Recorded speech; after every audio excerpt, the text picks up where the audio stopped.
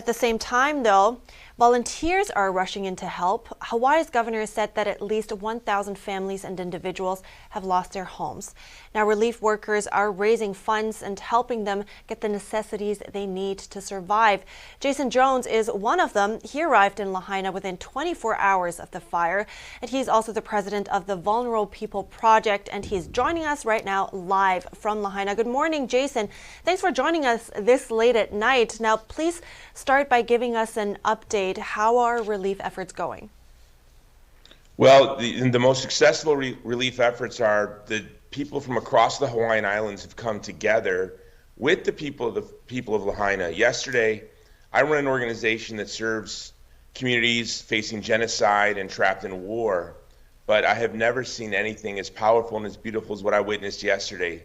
Several hundred Lahaina residents gathered at the beach while boats from other islands came offshore, and then men on jet skis would shuttle the supplies from the boats to near the beach, where there was a bucket brigade of hundreds of people then loading, taking the goods from the guys on the jet skis, passing it down the line, and they would be put on flatbed trucks.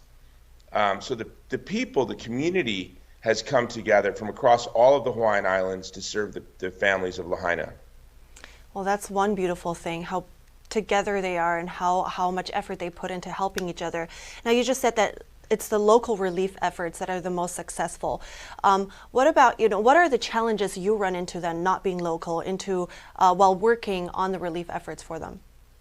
Well, I'm actually from Oahu, and so I run an organization that works around the world. And I will tell you, when I was on a plane, I was just recently in Ukraine, when I was on a plane flying back to Honolulu on my way to Maui, knowing that I was going to be doing the work that I have done in Afghanistan and Sudan and Ukraine in my own home, it was really an uncanny experience. And as we drove through Lahaina, it was heartbreaking to see the devastation.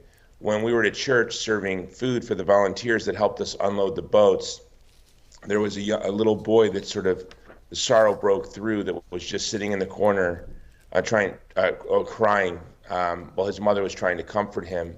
And I found out that young boy had lost one of his best friends in the fire. We have over 1,000 people missing, and I think we all know what this means. I think there are 13,000 residents of Lahaina. There are over 1,000 people missing, and so the scale is, it's probably going to approach the numbers of 9/11, but yet in a town of 13,000. After 9/11, imagine if there were 800,000 missing New Yorkers. That's the impact on a community so small. So there's not going to be a family that has not been touched by this catastrophe in Lahaina and Maui. And then, of course, families are connected across all of the Hawaiian Islands. Yeah, that's absolutely heartbreaking. And on top of that, there are concerns now that there's developers trying to take advantage of that situation. What do residents tell you about that? Yeah, I've talked to residents who received a dozen calls in one day. We're still looking for bodies. While people are still mourning the devastation of their home, these predators have descended like vultures. I think there's three things we need to remember in this crisis. Number one is we need to care for the living. I think the best way that we honor those that have deceased is to care for their loved ones who are still living.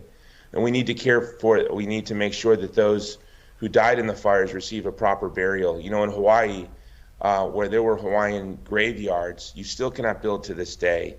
And respect for the dead is foundational to all cultures. We need to make sure that everyone receives a proper burial. And then finally, we need to keep Lahaina local.